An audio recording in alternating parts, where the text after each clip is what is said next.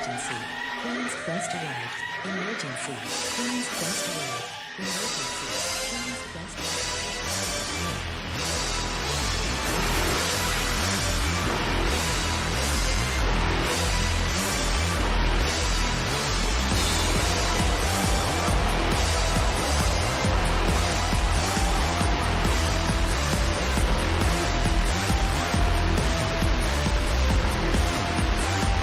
down to the queens. Hello, ladies, gentlemen, and everybody inside and outside of the gender spectrum, and welcome back to Stardom Quest Gold, the best weekly Stardom and Marigold podcast anywhere in the world. I'm, as always, Alex, and I'm joined by Dylan. Hi, Dylan. Hi, Alex. Hi, everybody. I am pretty fully moved in. I have Wi-Fi, but it barely covers my room. So if I get a little fucky-wucky throughout this, maybe right now because the ping says it's going a bit high. So if you can't hear me, I apologize. But we move. Yeah, and also my niece is watching a movie in the background. So if you hear some K-pop Demon Hunters vaguely, I'm sorry. If you hear a child singing it, I'm similarly sorry. But she wouldn't leave my room, so we just gotta move. We just gotta go with it. We rock with it. Okay. Well, head on over to the 5-star-network.com for all the latest articles and podcasts from the wonderful world of pro wrestling. Heading over to the 5-Star Network YouTube channel, which is where this, as well as shows like Actress Stage and No Limit Wrestling, all go up. Also up on there now is, I assume, the preview we did for the 5-Star with Scott E Wrestling. So if you want a show all about the 5-Star Grand Prix, that's already up. So you can give that a listen. I'm going to have one for the Dream Star with Xavier this weekend as well. So lots of fun. Yes. Yeah, it was a fun time recording that yesterday. Hazuki fight, and yeah, check it out. Okay. Also, all right. It's not ready for this episode, but we just got the near finished draft of our new podcast art, and it looks great. So look forward to Fantastic. that probably next week. Yeah, because we still gotta get the logo set up. I gotta put the do a couple podcast related not changes, but more so put the banner on it and whatnot. But yeah, it's almost done, and I think it's probably done. Yes. Had over whether it was Doc doing it or Grunty the first time or Vam last year. But I think this might be my favorite. It's too good for the podcast, frankly. Like we talked about earlier, we were like, damn, like we gotta live up to this art because it looks really great. Not possible. I don't think so. Yeah, we're just gonna retire soon, out of shame. Well, see, that's actually what I was thinking. Was that I was like, shit, we gotta keep doing this podcast at least for another year. We gotta get its work. We gotta use up this art. Yeah. Well, all right. I guess we should do the art some due diligence and get started with Stardom. So Stardom has had a very eventful week and has a very eventful week coming up. So we're just going to dive straight in. I don't think there's any news to discuss that we won't touch on anyway because they haven't done much. I know Rana Yagami got to the final of Catch the Wave and lost to Kohaku, which sets up Kohaku versus Saya Kamitani, which is kind of the end result you'd have expected when a outsider heel won the Wave title. But Kohaku is now also the only Wave wrestler who isn't a rookie or retiring. So, kind of made sense there. But yeah, Rana got to the final, which is pretty cool for Rana. And yeah, she said she wants to be in Catch the Wave again next year. So that's fun. Rana just being a yearly Wave wrestler. It's fascinating. Yeah. But yeah, I'm shocked Hazuki didn't go through. That was the big one. Last week we talked about it a little bit, but she didn't make it to the finals. but it was a Tomoe Nobody battle, so likes Hazuki again. she'd have to be pinned a bunch. But wait, it was a Tomoe battle last week too, so I don't know, man. I don't know. I think she was 'Cause- probably busy with Sendai, so she couldn't do both. Yeah, that's what I was about to say. Hazuki and Sendai, coolest shit ever. Mm-hmm. She Love knew the meta. Dash, love Aja. She, She's she gonna knew tag the against Aja. hardcore meta. She Mhm. came out in ripped jeans, and she did some fucking crazy shit. Whenever I watch Dash Chisako, um, it's kind of like that one tweet about Benoit, where it's like, oh, that's what did it. But with Dash, Mhm. it's like her political brain. It's like that's what did it. Okay, that makes sense. But yeah, it was a great match. I loved it, and I thought I'd give it a little bit of love here, even though we don't really do the outside of Stardom stuff anymore. That match specifically, I loved a lot. Yeah, and that set up they're doing Dash and Aja against Hazuki and somebody else in another hardcore tag, so it'll be a lot Risa more Sarah. fun. Be Sarah, well, that's less fun. She literally can't walk. But you know what? Yeah, That's but fine. she could swing a kendo stick. Can she? I'm not sure. Yeah, She did an interview where she was like, "If I do a knee drop wrong, my knees will snap." So I'm kind of like, maybe you should, it's a maybe bit. you Yeah. shouldn't, maybe you just shouldn't. So Oh, you know, actually, something that actually does matter for our show from that Sunday show is Yuna lost again to Aya Sakura. Mhm. Shocker. But Yuna said that or Aya said, I don't know, Yuna is going to be wrestling on New Blood going forward to Oh, try fun. and earn her way back to the title, to All challenging for right. the title. So yeah, that was a good match. It was New their Blood best got match worse. to date. New Blood just got bad news. Yuna is not good, and I hate to be the one to say Okay, this. to be Yuna fair, is not that good. the Aya match she just had, the one on the Sunday show, was quite good. I thought it was very Yeah, but good. that's Aya Sakura. It's Aya Sakura. I know You she's the know, best, but so Yuna, credit where it's due. Yuna did well there, so I'm hoping that this is a trend upwards sort of thing. she's gonna have a half star match with like Waka Skiyama on the next New Sakakarara, Blood. yeah. Yeah, so I don't know. But you know what? Let's get into the important stuff. Stardom Sapporo Rendezvous 2025 on Monday, July 21st. They did a sellout 1,056 fans. A lot of people were quick to point out that this is a very difficult number to get in Sapporo. And Yeah. outside of New Japan, nobody really gets over 1,000. And this was up 300 from the same equivalent show last year. But of course, last year they did a double header. So it's a little bit different. They got more people in the door last year, but it was across two shows. Whereas this time they did 1,000 just off of one. So pretty promising, all things considered. I thought it was interesting. They kind of sold the pay per view a lot off of last year's show because last year's show had like lots of shit. You know, it was like Natsupoi winning the belt out of nowhere, Kamitani's turn. You had Neo Genesis getting their name and stuff like that, and then it was like, what's going to happen this year? And as we're going to talk They've about, done that nothing really. actually a lot, because they did the same with the conversion, where they were That's like, true. "The Yeah, the conversion conversion. last year was the most monumental moment in Joshi wrestling history. What will happen at the conversion this year?" And it was just Bozilla. Um, it was Is pretty uh, sick.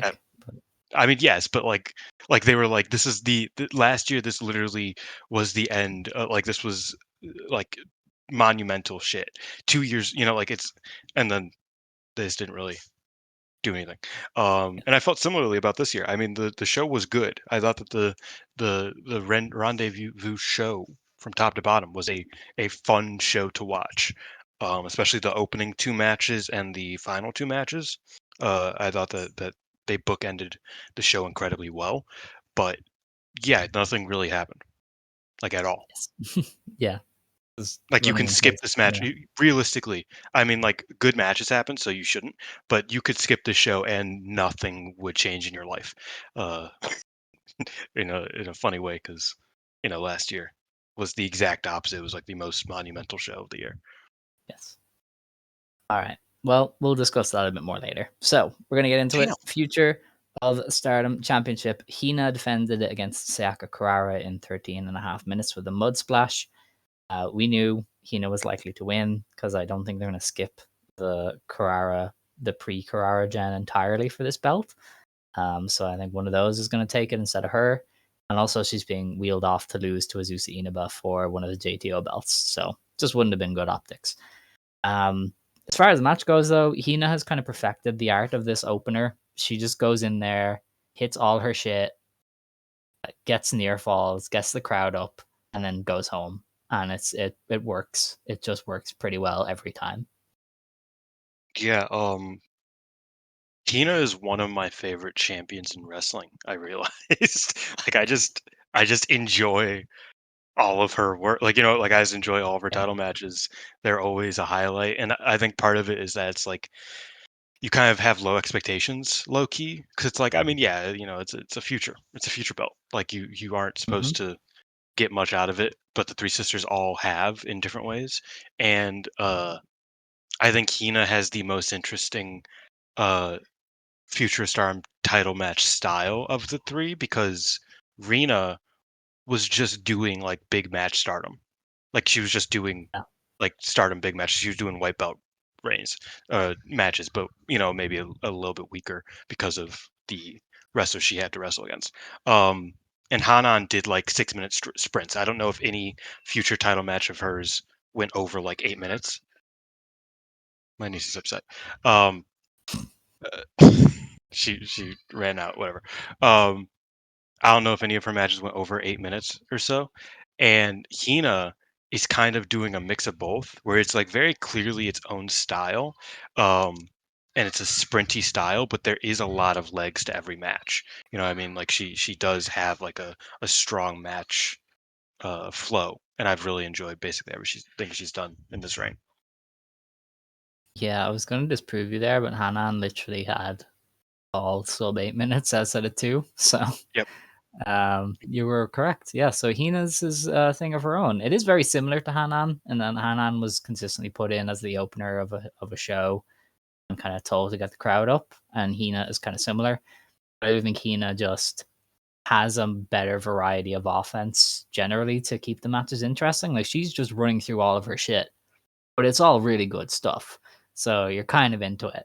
And there was one near fall, I think, off of the spear that was like very close to three, and I knew who had won this match, and even I kind of side eyed it for a second and thought Carrara had actually won. So like it is kind of just your very standard like get the crowd going kind of match with the near falls and lots of offense, very few down periods, very few lulls. And it works because the crowd does get into it. They did get behind Carrara, they were into the match, and it kind of heated them up for the next match pretty well. Speaking of that match that they got the crowd up for, Yuria Hime and Akira Kuragane went head to head for the last spot in the 5-star Grand Prix. Yuria Hime won in 7 minutes with a new submission that they are calling an armlock style figure 4 neck hold. Very good. Yeah, she got To a secure the last spot. double what is it? London So Dungeon? wrist lock, yeah, stuff. The old Nigel move. Yeah, kind of She got a lot. double those and then a headlock over the. I loved the move. I thought the move was great, and frankly, everybody talks about the Devil's Kiss, and how it's a very Stephanie Vecker move. Yuria found a way to make it her own and like actually do something really cool with it, and make it not just a, a gooner move, I guess you can call it.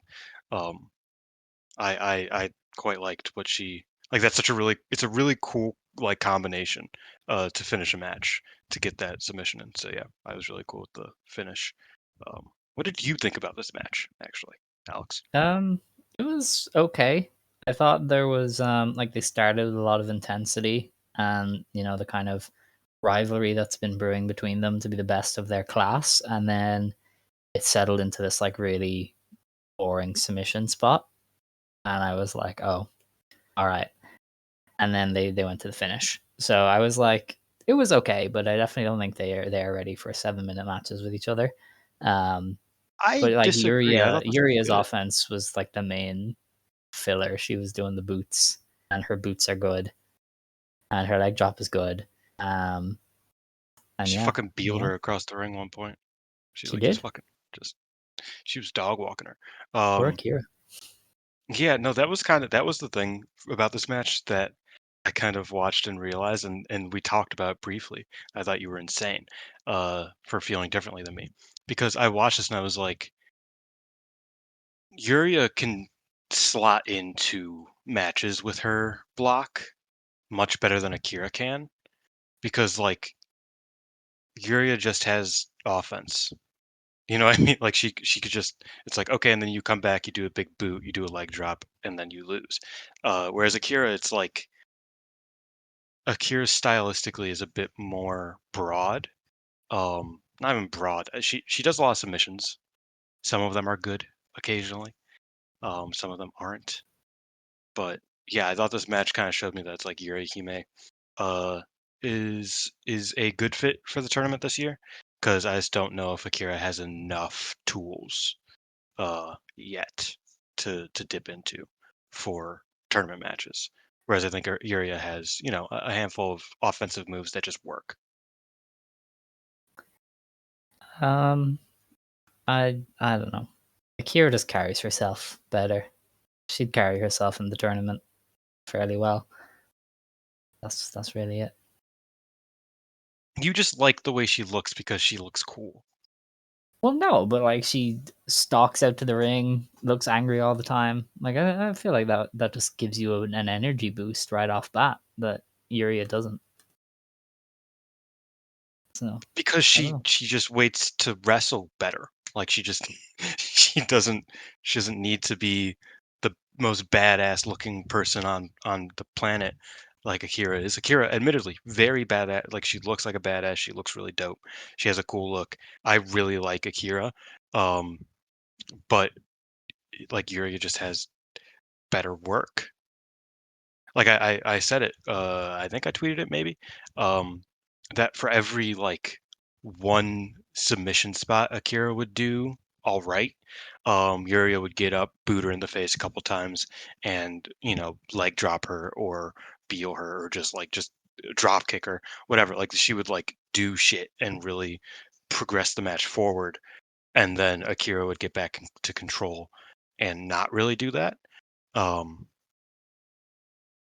and I think that's kind of where I see Yuria's strengths in this sort of situation. I really liked the match. I liked it quite a bit more than you did because I did think that the flow was well done. Um, I wasn't like mad that Akira was doing submission holds. I thought that the submission work was pretty, you know, um, I forget the word. It was all right. You know, it was good, and I really liked, like I said, the finish that you know Yuria got with the submission. I thought that was a really cool way to end the match. But yeah, I liked it more than you did, but I thought a lot of it was because Yuria is dope.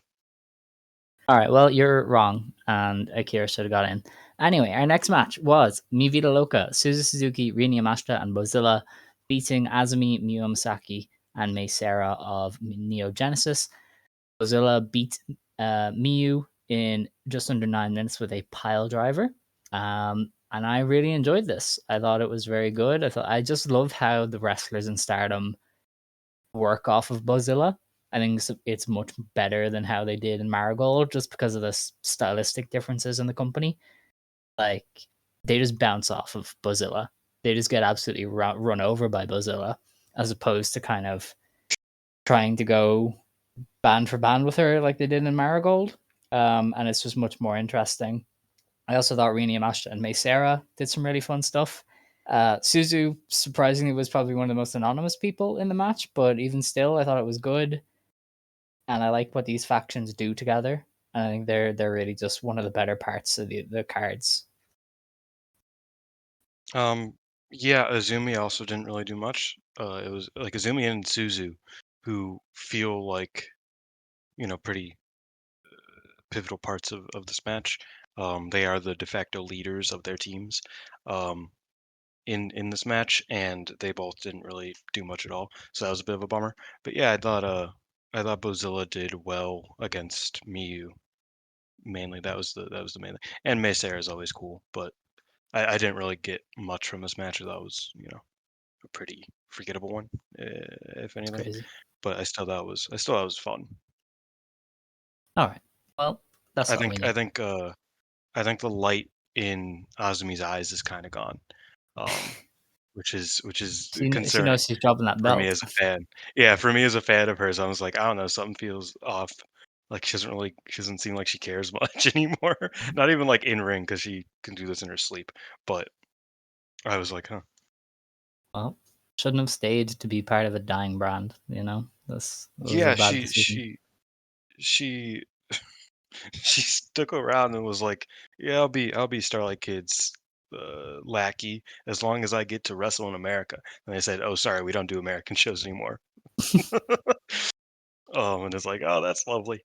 So yeah, Yeah. All right. The next match was a four-way tag. Ami Sourei and Lady C beat Yuna Mizumori and Aya Sakura, Hanako and Waka Tsukiyama, and FWC when Ami pinned Koguma in just under 8 minutes with a roll-up. It took me until this match finished to learn that it wasn't a 4-on-4 tag, so that should tell you something.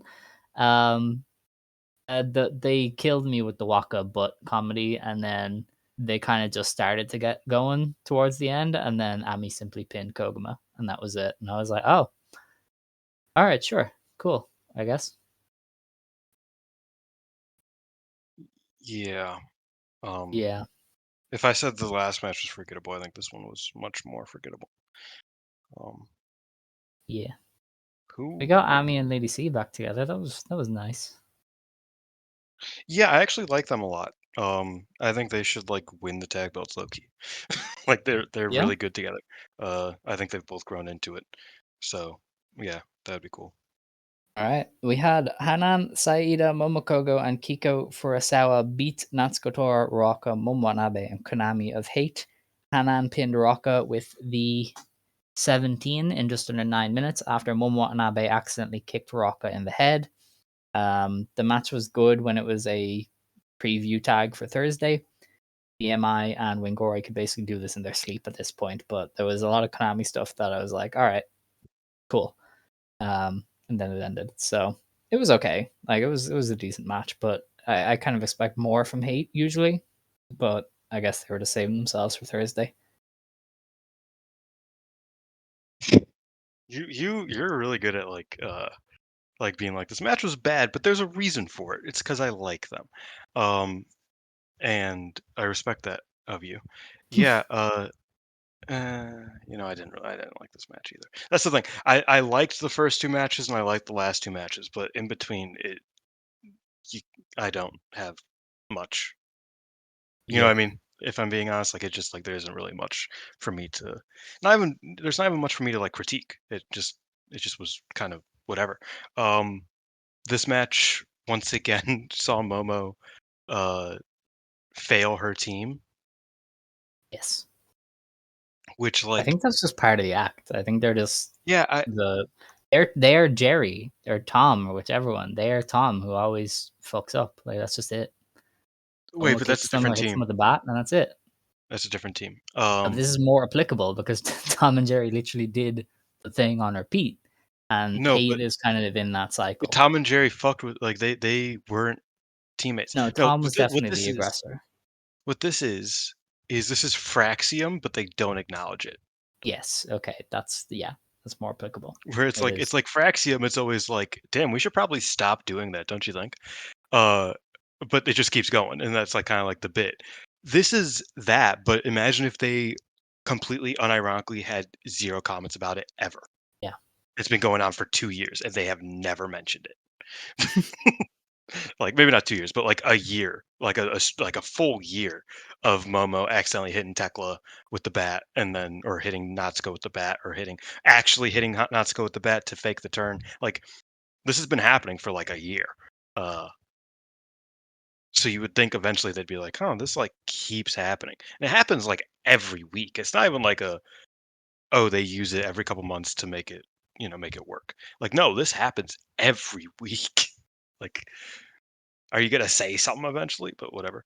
No, The it's part of the Hate act. also like were the ones that celebrated afterwards.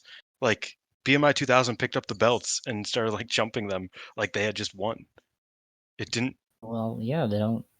They beat them This up. They wanted to beat them this up. I don't know. I know, but they didn't like sell it as a loss. They were just like okay, and they just got up, Yeah. and started beating on him. I was like, so you're not even like upset that you lost or No. anything of the sort? They're gonna win the important match. That's all that matters. You know, Yeah, that's but it's just that's the grind set we got going here. yeah, all right. Anyway, our next match was for the Wonder of Stardom Championship. Starlight Kid defended against Saori Anou in 21.5 minutes with a Black Tiger Leg Destroyer. I thought this was a great match. I think Saori Anou is like the perfect opponent for Starlight Kid in that she fills every gap that Kid tends to leave. The like dueling legwork was really interesting, and I kind of like how Kid does the big white belt stuff, but also keeps that through line of the legwork so that it sets up her finish. I think this is very smart, logical pro wrestling that makes you pay attention. I think Saori Anou trying to be the aggressor while Kid is just pounding away at her leg was a very fun dynamic. And obviously, when the time came, they're both very good at throwing the other one on their neck and booting them in the face and stuff like that. So like, it was a really well paced match. They both did great work. The bumps were crazy. Like it was everything you could really ask for a white belt match, and it was a real look at how good Kid is in this role. This happens every fucking month where you just like one of us will be like, this is like the greatest match ever, and then the other person will be like, yeah, it was good, I liked it, and now I feel like I should have more. But yeah, it was a very good match. I love Sareee Anou. I'm a big Kid fan. Don't usually love their chemistry together. Um, but this was probably their best match to date, in recent memory at least. I don't know if they had a match when like Kid was younger, when Anna was in Stardom the first time.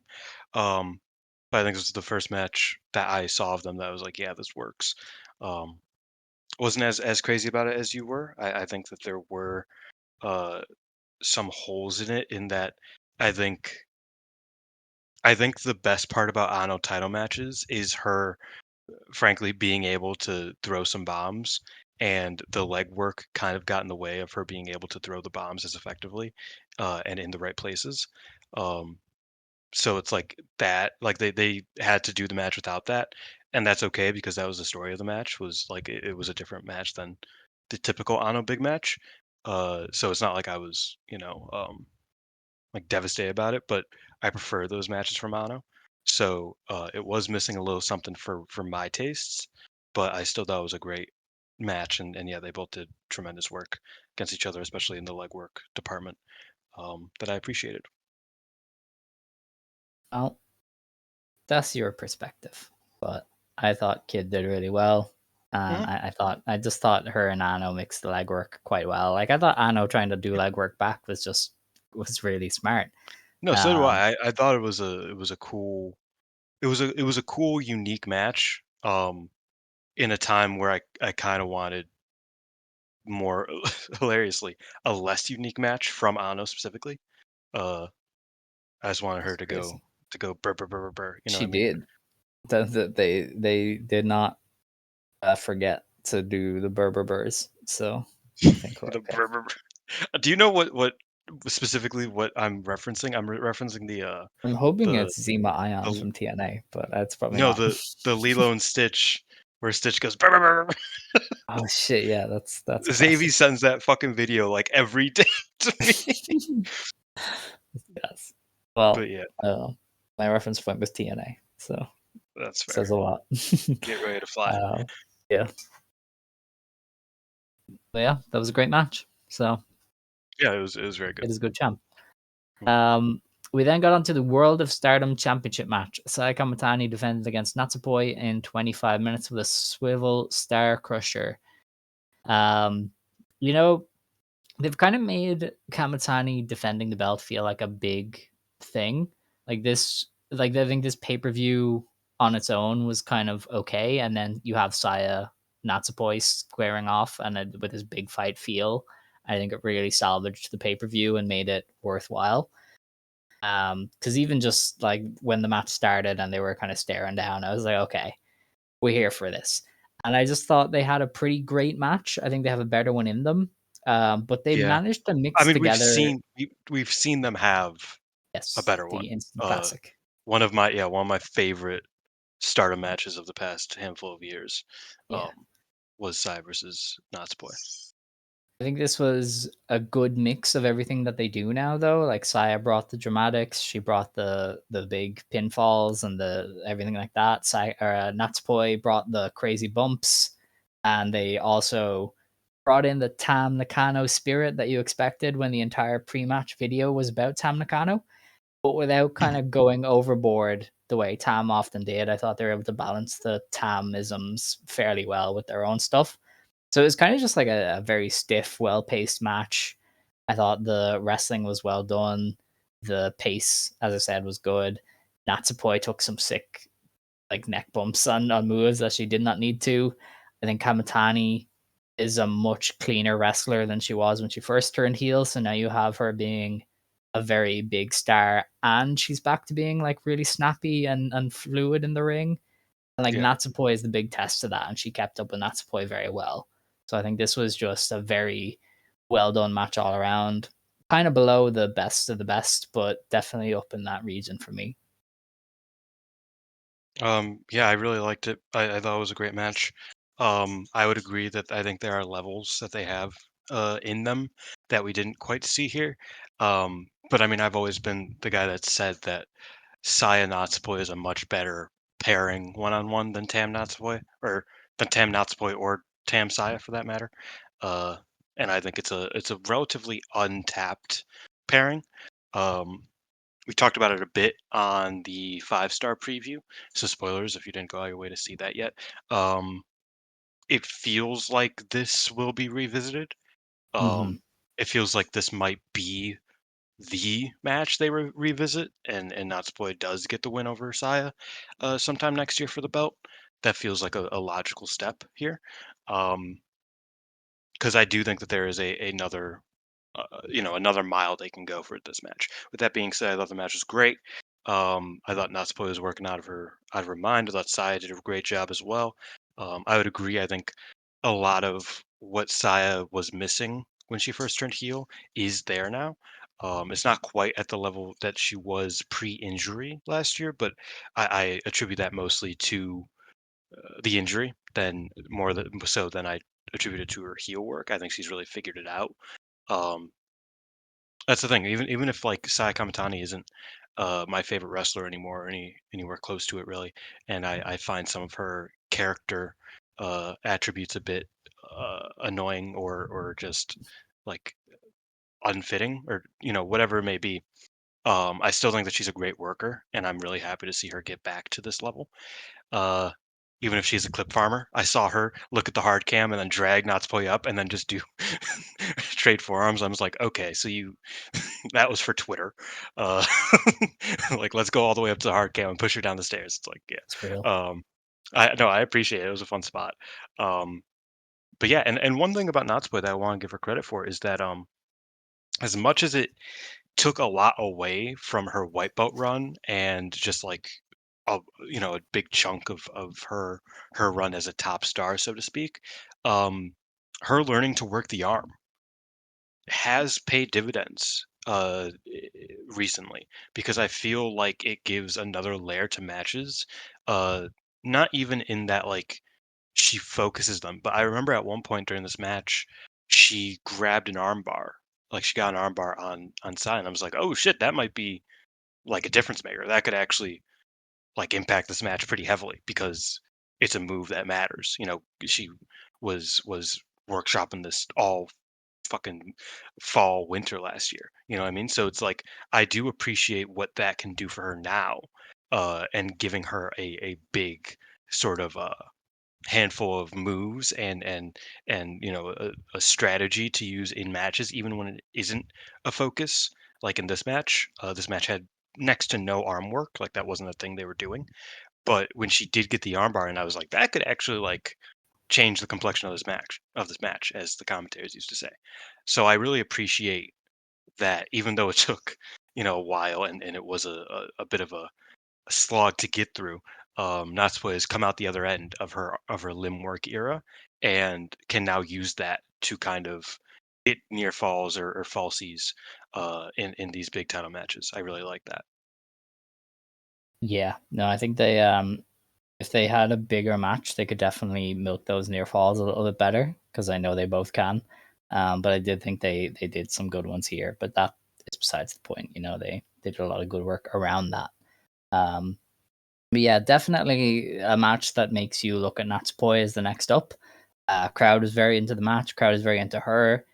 I think there's definitely a world where she does get the win next time.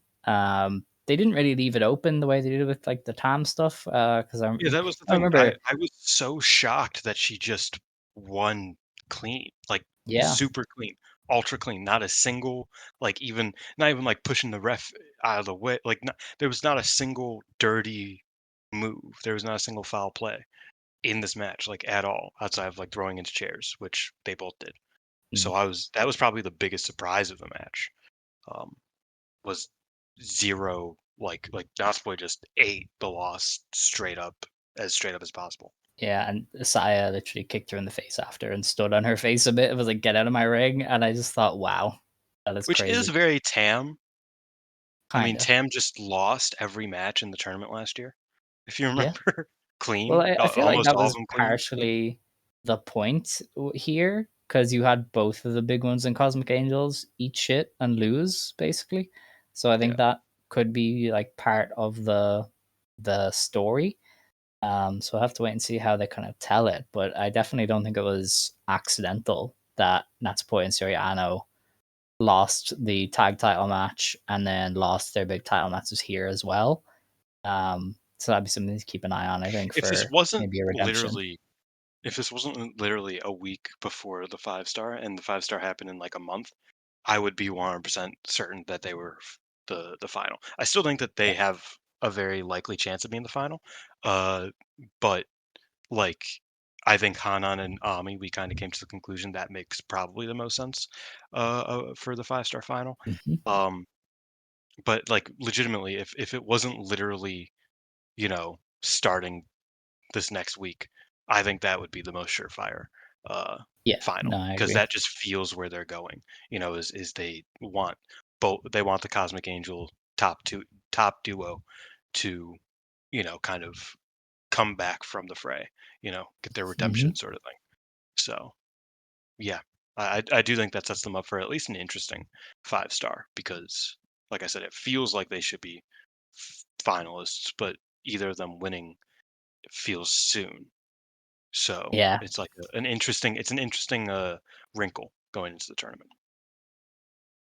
All right. Well, I think that's that on that show. Yeah, it was Yeah. like I said, I thought the first two matches really cool. I thought the main event and the semi-main were really cool too, but the kind of middle stuff was a bit, eh, you know. Yeah, for sure. Now we have on Thursday, July 24th, Stardom Night in Korakuen. The show kicks off with Waka, Hanako, Rian, and Emma Mishima taking on Suzuki, Rina Yamashita, Itsuki Aoki, and Akira Kurogane. So that's a nice chance to see Mi Vida Loca together, and they're probably going to get a win. Yeah, Hazuki and Koguma take on Saki and Lady C, and Momokogo and Yuria Hime. Saki Kashima, yeah. Saki Kashima, yes. Okay, because I It's was probably gonna a win say, for what the the fuck God's is Eye. Saki doing here? I'm going to give that one to God's Eye. Um, yeah, probably. I mean, FWC doesn't win; they're not in the tournament.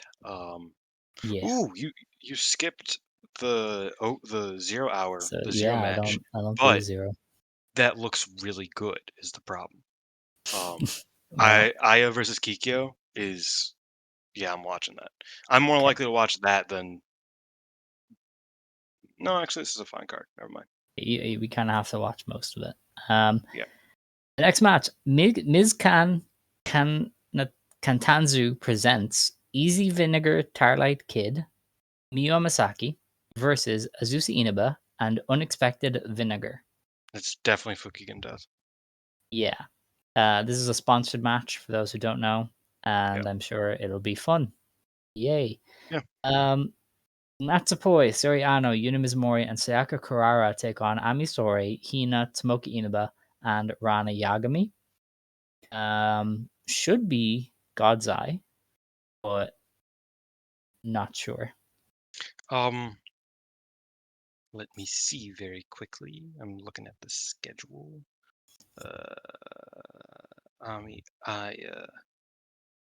No. I'm seeing if this is like a preview tag sort of thing. To I don't think anything so. on the first in the first Ami is day. in the same block as Ano, but it's not. That's why I was like, yeah, but not. Yeah, I don't know. They're all in the tournament, so it's not even like there's an obvious fall taker yet. Yeah. I could see Ano over Ami or Ami over Ano.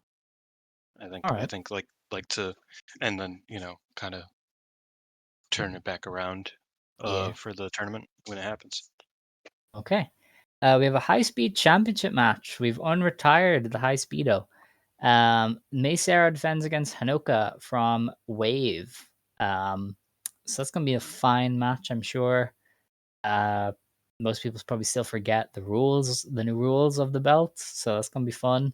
They should probably just And do away with them because I think that's why they stopped doing the matches because they were like they should do these are away with just kind of lame. everything to do with the division, but it's too late now. Probably, and that's as somebody who historically loves the high speed title. Ugh, ugh, Yeah. what a sad death that division has experienced. And under a great champion, like Mei Sarah is a Yeah. tremendous high speed wrestler. It's just that all of the other high speed wrestlers have graduated from that, and nobody wants to go back down. So Yeah, it's like, definitely one of the quirks of the new booking crew is they don't view this belt with any sort of care. And they like don't specifically move anyone from the division or into the division. Like Emma Mishima is a perfect high speed wrestler, but she's not going to challenge because she's a rookie, so they don't let her. So it's kind of just pain in the ass. But I know, and it's weird because it's like there are people you could just book to challenge for it. well, almost the entire company is just agile spot wrestlers. Like That's they what I can mean. all do high speed now. That's the big problem with high speed is it was initially its own thing. And then it kind of morphed into the Kid Azumi doing junior heavyweight highlights. But the company stayed very fast paced and got more fast paced. So now even that is just normal. So yeah, I mean the real high speed is long gone. Like the intricate stuff Tayo was doing Oh is yeah, dead, you know. but like you But give even me the fucking small Mei differences aren't Sarah, there. give me Mei Sarah versus Ida. Like like just Yeah, I don't know. like They would there are, definitely need to do something because the division isn't going to work. Like the entire company is a fast paced company at this point. but doesn't You that got to make do it something work? to kind of, but you need to make it stand out. So they'd have to figure something out. It's kind of like how most of New Japan Pro Wrestling, most of like not most of their wrestlers, but pretty much all of their wrestlers are around the junior heavyweight mark. Like Yeah. most of the wrestlers are basically like I don't know if the it's I forget what I think it's 100 kilos. Most wrestlers are like 102 kilos, like 98 to 102 kilos. That's most of the wrestlers. So it's Mm. like any heavyweight could realistically just like drop a couple pounds and go for the junior, right?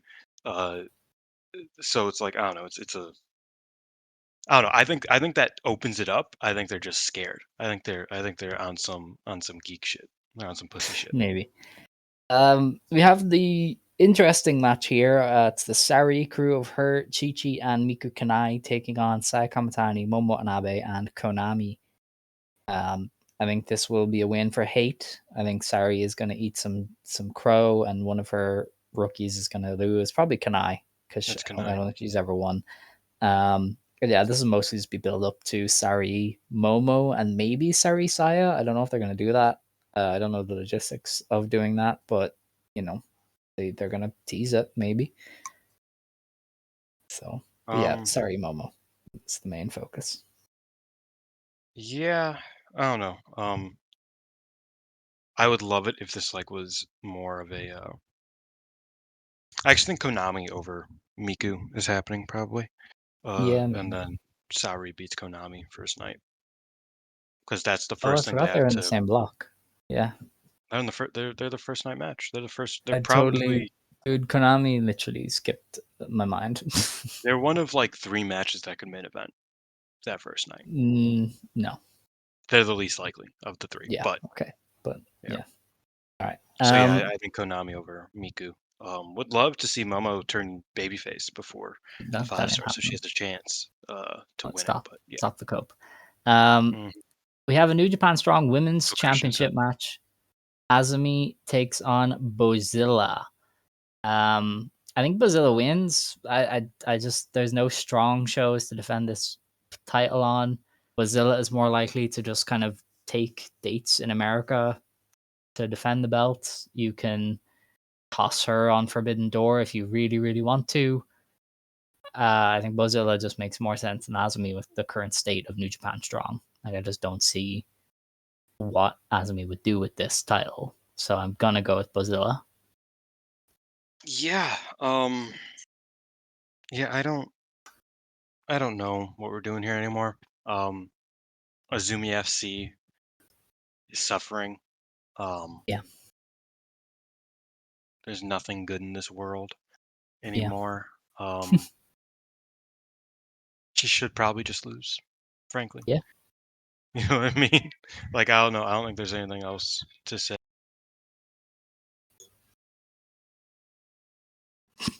Way he disappeared.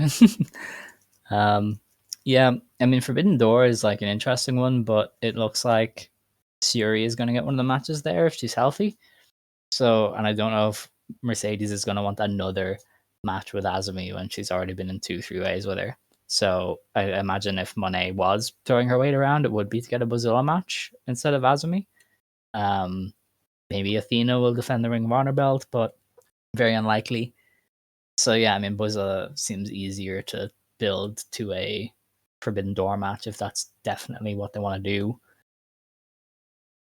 Yeah. Well, no. I think Azumi is a easier Forbidden Door champion. Especially now that Shuri is out, they do need a champion. Well, Sareee might be Or back for it. somebody. I think Sareee versus Tony was set. Yeah, I I don't don't know. know. My thing with Yeah, Azumi is you'd need Monet to want another match with her, which I don't think she does. So that doesn't I do don't much. think you would need that. I think TK likes Azumi. Like I think that's just the thing. Yeah, but And he's not going Will to do her works versus there. Tony again. He's already No, done her in Tony Storm. but why would Tony Storm challenge for the strong belt? Yeah, but you probably don't get a third women's match. Come on now. What third women's?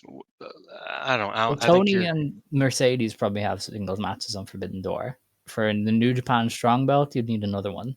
Whereas I think I if think that would be on the Bozilla pre-show. if Bozilla has it, Mercedes can wrap it into her belt collector thing, and it can be like a Yeah, first but time match for Mercedes. do you really think that the strong belt is just going back to Mercedes? That's what the end goal is The over the next brand month. is dead. It does I not know, but exist. I So think probably well, it still exists. They just do like 2 shows a year now instead of no, it's 5 dead. or 6 or whatever. I'm I pretty don't know. sure they already announced that there's gonna be one at the end of the year. Okay, Maybe I'm wrong. I don't know. Um, But I think Bozilla is easier to factor in than Azumi. I don't. I mean, Bozilla's. They also might just do her in Megan Bayne because they saw it Yeah, in that would be easy. JCW and want to do it. So, you know, Bozilla. I So don't know. yeah, I'm going with Bozilla. I think if AEW wanted to book Bozilla, they would have booked Bozilla. um I don't think that the Stardom maybe partnership is like what's gonna make that a priority for them. I think they want to book Azumi more than they want to book Bozilla. yes. Um, But then you're going with Azumi retaining. see, that's the weird thing. Yeah, I don't know. That's I the don't think weird. Bozilla would lose yet. But then again, we thought she wouldn't lose early in Marigold, and she did. So who the Like hell I could, knows? yeah, I don't know. I think Azumi defending the strong belt on the pre-show against fucking Billy Starks makes like the most sense out of all these Yeah, options. Uh, but I just I don't know. I feel like Azumi's momentum is like negative right now, so yeah, it wouldn't make a ton of sense for her to beat Bozilla. Uh, so I don't know. Like I'm definitely like kind of throwing my hands up, shrugging. I don't really care. It's a strong belt. You know what I mean? Like yeah. Tomohiro Ishii is strong champion currently, and he's not even in the G1. So it's like, who gives a fuck? His tag partner's better, so it's like I don't. It doesn't really matter at all. But Yeah. yeah, I would say Bozilla over from a Stardom standpoint, but from a outside of Stardom standpoint, Azumi makes more sense. Okay. I would disagree, but that's all right. The main event then is for the Goddess of Stardom Championship. Hanan and Saida defend against Natsuko Tora and Rocca. I think BMI are taking this one. They did lose the preview tag, but that just makes me even more confident Rocca is going to like pin Saida. Hanan frees herself up to ascend post GP. She seems most likely to beat Starlight Kid in my eyes. I think You know BMI what's a takes it. possibility? What? Because we know they love giving falls back, as do a lot of companies. I could see Natsuko over Hanan, and Natsuko goes through to the final stage and falls to Hanan in the quarterfinals or Yeah, round of possibly. or something like that. I thought that was what was going to happen with Ruaka. Ruaka was going to pin Hanan here Yeah. and then fall to her in the tournament, but it would have And to that be would have to be the Ruaka and final. Ida. Yeah, that would have to be the Ida, or it would have to be the final, or it'd have to be Ruaka and Ida, and I don't think that like They're in the same block, so I don't they think are they in the would same do block. it like that. Um, Yeah. when are they wrestling? Questions. I don't know. They are wrestling in Utsunomiya, Tochigi. So yeah, that Okay, doesn't yeah, matter. no. So yeah, I would say Natsuko over Hanan. Okay. I like it. And I think that just makes sense because they probably love the idea of a heel tag team going into tag league. That used to be like the one thing Gato did every single year with like the junior tags, wasn't it? He would be like, all right, we're going for heels ahead of junior tag league. And the Yeah, baby faces would just win the big I mean, show. So last year proved that. I mean, they put the fucking belts on Momo and Tekla. yeah, just so they'd have the babyface win. So I think they're going to do that again with BMI. They're going to be heel champions Which, and then to be fair, lose to the tag league winners.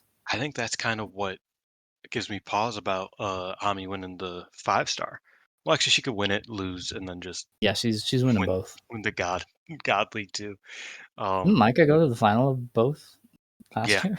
Yeah. So it can happen. It can happen. this year's Cinderella was like one of the first times that a DDM wrestler didn't make it to the That's final of because the there was tournament. none in it. Exactly, You kicked them all out. they're That's all crazy. gone. Yeah, Um, but yeah, that's a fun looking Korakuen. I like the Nighters because they have to get the head of the building, so the undercard is usually really quick, and then you have the good stuff on top.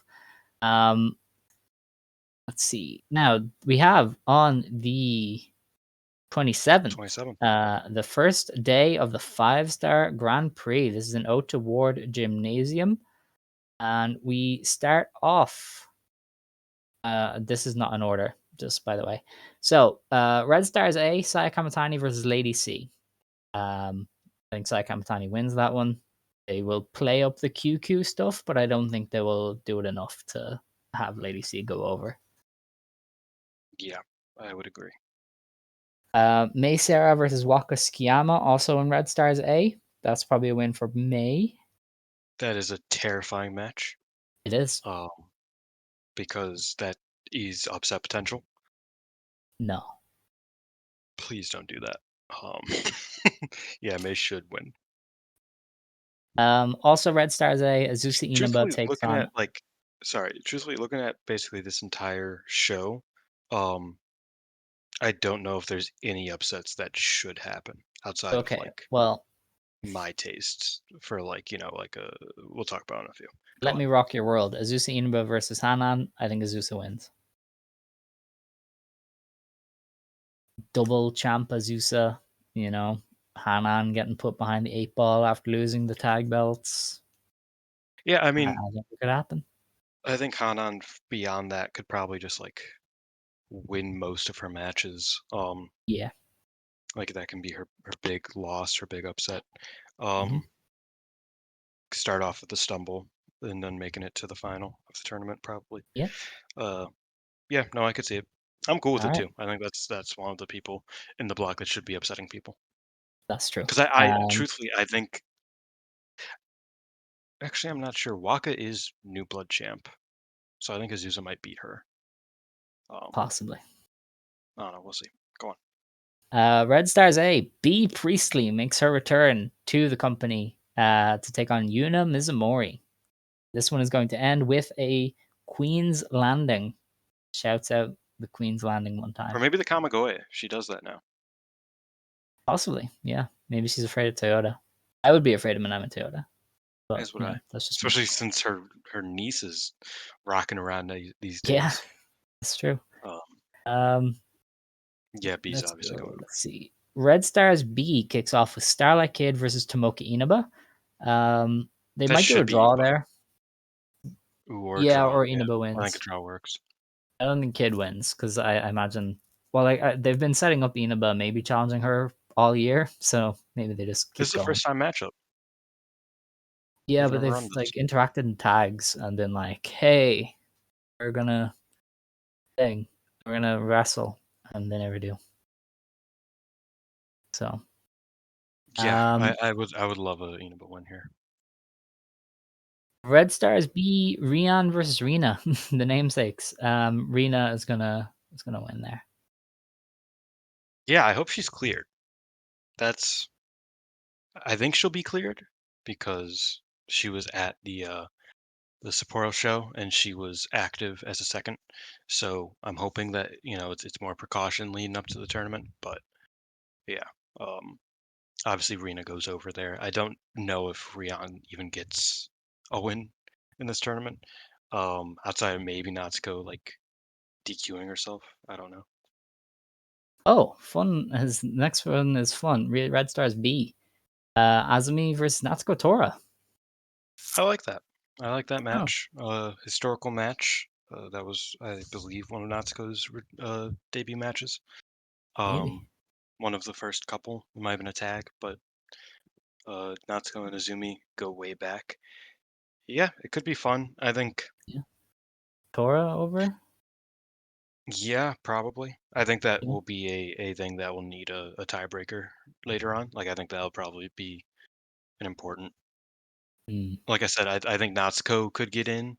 I think Rina can get in. I don't really think Azumi's getting in. So, Hmm. final day, like we said on the app yesterday, I could see Sakakura defeating Azumi and Azumi having a losing tiebreaker against a Rina or a Natsuko, Yeah. and that leading to, the other one getting in. So yeah, I mean, if she doesn't lose to Natsuko, she's losing to Rina, is what I would say, which isn't for another couple weeks, but still. Okay. Red Stars B rounding out then Natsupoi versus Sayaka Kurara. It's quite likely that will be Natsupoi. Yeah. Okay. Blue Stars A kicks off with Saida versus Saori Anou. That could go either way. I think Yeah, Ida. I feel like that is a good upset Yeah. match. That's a good spot for Ida to get an upset. Um, Especially because I would like Ida to do well in this tournament, but you look at a lot of her competition, it'll be a bit difficult. So yeah, I think Safe to Ida say. over Yeah. Ano. I think Okay. Ida over Ano is a good upset here. Miyamasaki versus Yuria Hime. This is probably a win for Kevin. Correct. Ami Sori versus Aya Sakura. That's I would give that to Ami. Also agree. Yeah. Rounding out Blue Stars A is Bozilla versus Rocca. It's quite likely to be Bozilla just murdering her. I'm not gonna lie. I think that could be either way because it's gonna be really quick, and Ruaka is going to do some crazy like shenanigans. I think because at the presser, her whole thing was like, "I don't care about fucking anything. All these people want to have Mm-hmm. good matches and do well in the tournament. I just want to fucking beat Bozilla, bro." And so I think she's gonna. I Crazy. think I think Ruaka can pull that out here, All right. or it's gonna be like a grand failure, and it'll be really funny. That's for sure. Blue Stars B kicks off with Momokogo versus Momo Watanabe. The Momos. Yep. That's Watanabe Momo wins, Watanabe. obviously. Yeah. Yeah. Sareee versus Konami. I think we're going with Sareee. Oh, this is off topic. When is that hate produce show? That was over the weekend, and it That already was happened? yeah, it was just an event, a fan event. Oh, okay, that's Yeah. fine. Okay. So sorry. Oh yeah, sorry. Well, Yeah. yeah, sorry. Oh my god. Okay. Hina versus Suzuki. I think that's just going to be Suzu. I would love an upset there, but yeah, not happening. It's Susan. All right. And then Hanako versus Rana Hanako Ran. Yagami. I think Hanako over. Yeah, probably. Okay.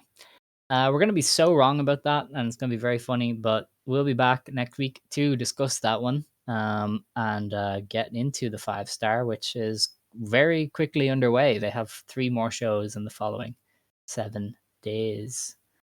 Woohoo.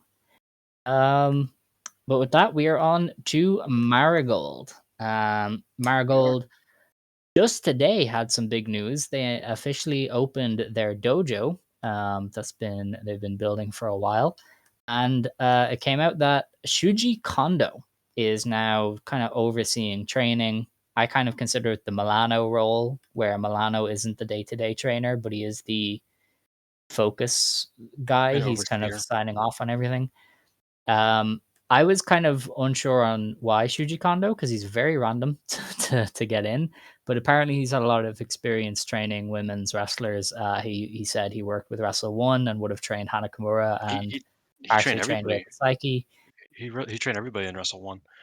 Yeah, but that's not applicable to And us, only women. well, I read Um, all of the interviews because I was fascinated. it is very And fascinating. it turns out that Utami, much like she is friends with everybody in the pro scene, is friends with Shuji Kondo, Of and course, she and him were talking about how he wanted to uh, kind of develop into a coach, like a full-time coach role. Um, and she was like, "You should do Marigold. I'll hit you. I'll give you Rossi's line." And so that's how that came to be, was Utami. Utami, who is pretty noticeably kind of like a player representative for Marigold. Obviously, she's the ace, quote unquote, but hmm it feels very clear that she has some level of like skin in the game, sort of thing, because she does seem to have a lot of sway and importance just from a decision making background. Because yeah, like why the fuck like like she's like, hey, you should hire Shuji Kondo, and he's like, all right. Sure, like, why not? Um, but yeah, I think Shuji Kondo is a great pickup here, frankly. Um, he has a lot of history with training, um, dating back a long time. I mean, he trained Kota Ibushi, uh, okay. But like for us, for Joshi, for the for Joshi Joshi. sphere, he did the Wrestle One, would have trained Hana Kimura, partially trained Reika Saiki, probably helped train Veni because she would have been mostly with Wrestle One for a while Did there. she come through Wrestle One? No, I think she's just a she was freelancer in Wrestle One. Hamada, but like she Yeah, was like regularly in Wrestle One for a bit, so maybe she attended some classes. I know he was guesting with PPP Tokyo, so he would have trained Chanyota for a little bit.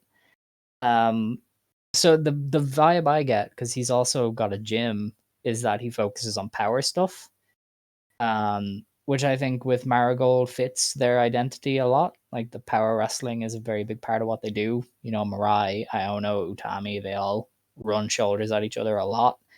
yeah. So I think getting a guy like that who has experience training power wrestlers is probably a good addition for them. And I mean, he's a power junior, so he Yeah. also has experience being like a fucking freak athlete. You know what I mean, hmm Toramon guy. So I think he kind of covers all bases.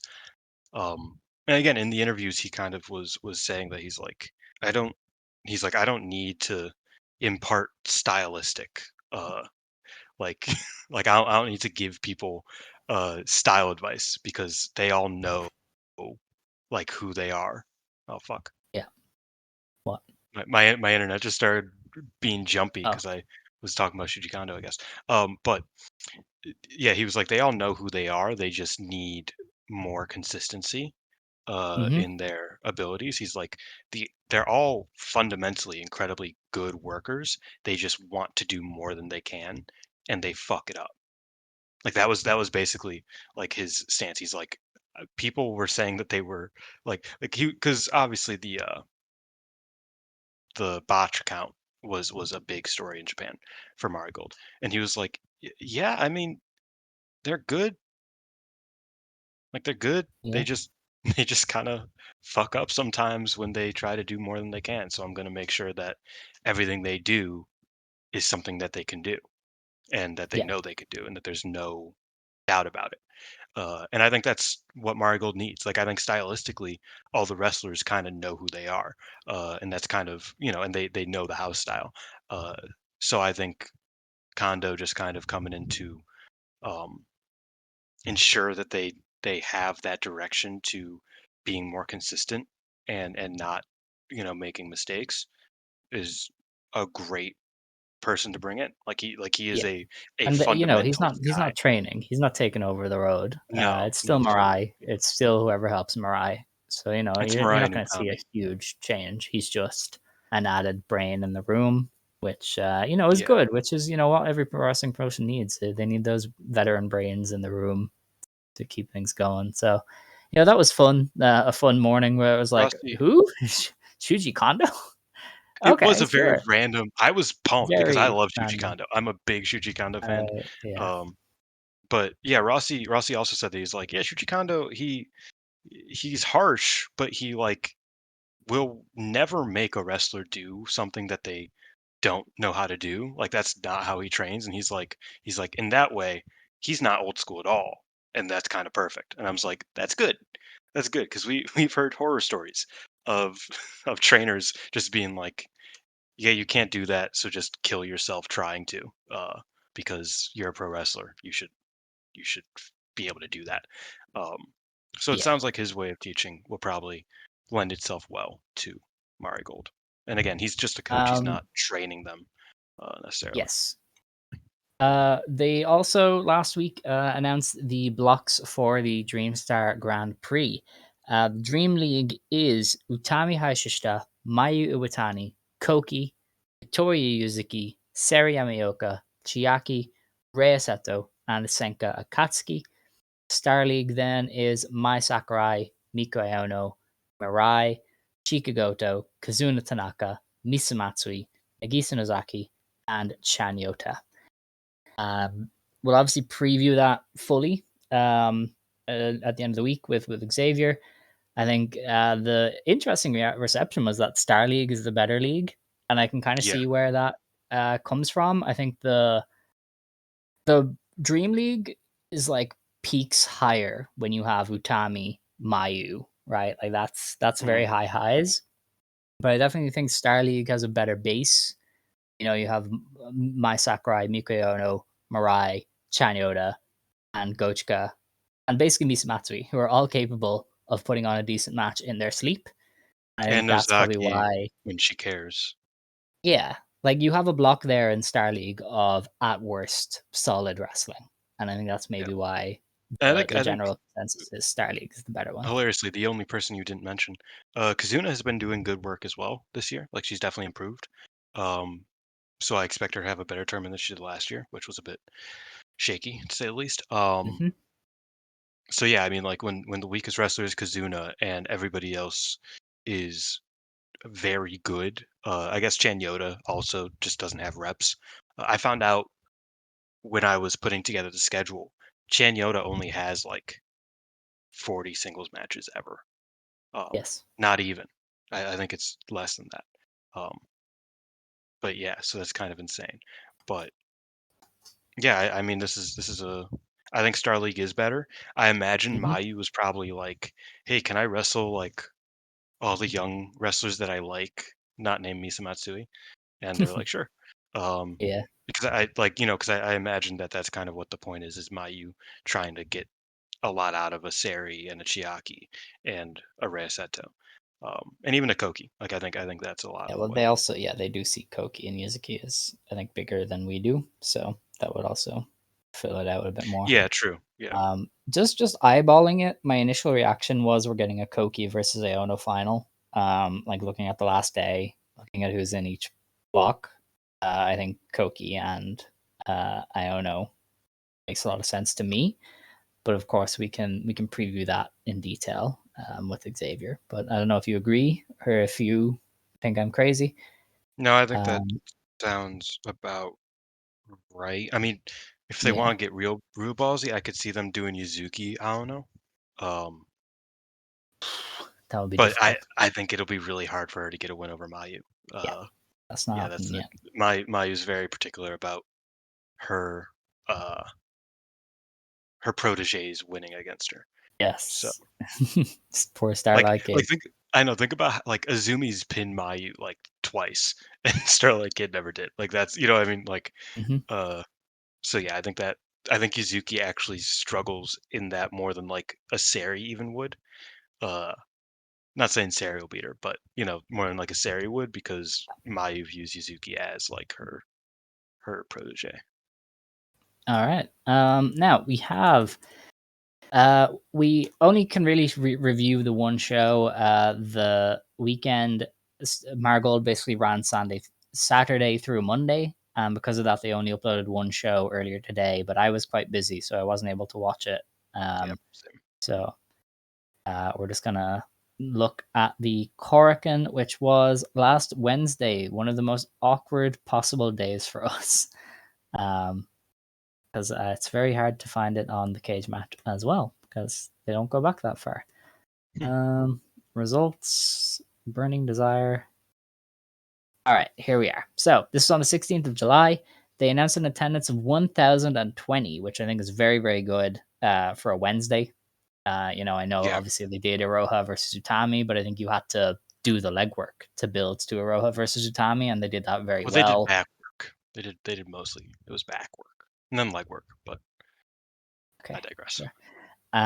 But yeah, I think this is a good number for Marigold and a nice sign that the effort they've put into making Iroha feel like a big deal paid off because her and Mm. Utami shifted tickets a lot. So fair play on that. And the show opened with Erina Yamanaka, Kazuna Tanaka, Koki Amare, and Miko Ono beating Chikugoto, Hummingbird, Minami Yuki, and now Shikawa in 11 minutes. Erina pinned Hummingbird to win this one, and thought it was a fine match. The finishing stretch with Erina and Hummingbird was interesting.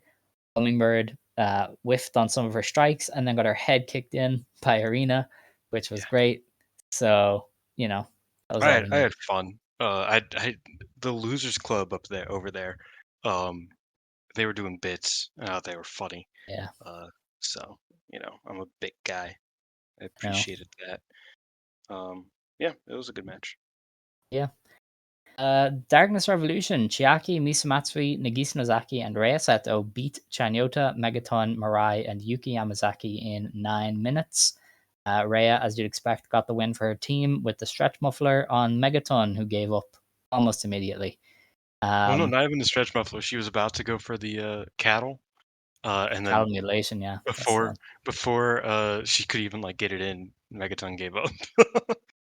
that's the Lulu Like pencil energy we want. she just grabbed her arms and was like, and then she's like, "Oh, I give up." So yeah, it was a Incredible. good bit.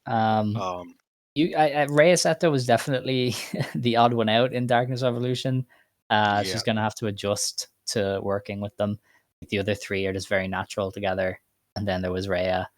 There was a point where she just forgot what was happening. I don't know if you recall. They had Megaton in the ropes, and she just kind of walked away, looked for a weapon, walked back, did an arm thing, and then Mirai just beat up her teammate as she stood there doing an arm thing to Megaton. And I was like, yeah, are you sure? yeah. Are Rhea was a you bit okay?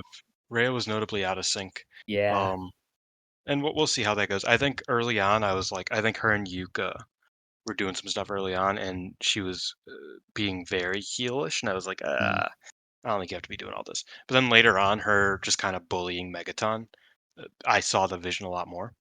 yeah. I thought it kind of like it clicked a bit more, and I expected it to click because, like I've said, Rhea works as a heel. Like that's just how she wrestles. So that's why I was kind of a bit worried that they are going to change her too much because you really don't have to change her much at all. Yeah.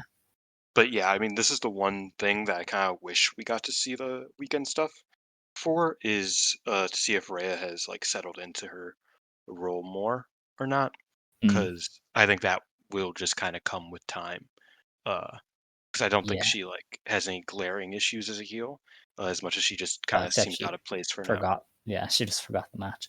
I will say Nozaki and Mirai did some good stuff as well in this one to She was keep it on her going. she was on her Mocha Miyamoto shit. I'm right. So we then went on to Sareee Amioka and Victoria Yuzuki beating Senka Akatsuki and Sora Ayame in 10.5 minutes. Sareee gets one over on Senka again. It's kind of the big thing they're building up to. That was a good match. I think Sora stuck out like a sore thumb to some degree. And I think Yuzuki maybe shouldn't be in there with this crew. I don't know. She just doesn't feel like she fits what they go for. But yeah, Sareee and Senka, they're cool together, and Senka's awesome. So Yeah, I yeah. thought it was a really cool match. What do you mean by Yuzuki doesn't like fit in? Like what like I don't know. I just elaborate on you that? have these like really grounded rookies, and then you have Starlight Kid Jr. over here, and I'm like, you should just be with the other. You should be with the big kids. Like To be you're fair, not at the little kid table. The problem is Rhea Seto turned, and she was the perfect person yeah, for no, this I was gonna specific say tag. I think Yuka could have fit in, but I don't. She's not in the Yuka, tournament. Yeah, I it would isn't have really. liked Yuka. Um, but I do think people forget, including you, that Yuzuki was a judoka, and she does have very She did strong not show it grabs. here. She I didn't know. show I it. wish she would show it a bit more in moments like this. She does sometimes. Sometimes it's like very clear that she knows what she's doing in a grounded sense. But here she was kind of like the odd woman out and kind of doing Mm, getting her shit in. And I just don't think Sora was ready for it, for example. But no, I liked her interactions with Senka, and obviously Sareee and kind Senka of. is a really cool pairing. So Could I have just liked it. been done better, but I know what they're doing. They're setting up Senka to beat Sareee on the GP, so it's fine. Ai Hozan and Mio Momono beat Komo Manami and Mayu Iwatani in 10 minutes. Ai It was Hozan, dope. I respect Ai Hozan a lot. She's just like, you know how you just come to respect the people who just do their job. Yeah. I don't know if this exists in American sports, but you have that one guy in your football team who just comes off the bench, seals the match, plays well for his 20 minutes, and you're like, you know what? You're cool. I would die for you. That's kind of Ai Hozan. She just Yeah. does her job. She looks cool. She's neat. It's funny because Um, in American sports, that's usually like more of a vet, and Ihozan yeah, isn't. Like, I mean, I no, get like technically she's like 5 years in now, but still just not. beyond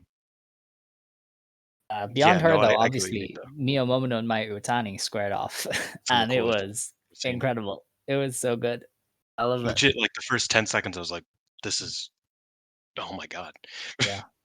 this is what it's all about. This is wrestling." Sometimes, like I know it's been months. I still sometimes have to be like, Mayu Iwatani is not in Stardom. We are watching Mayu Iwatani as a fresh person, You know a new what was company, really funny? and it just boggles the mind sometimes.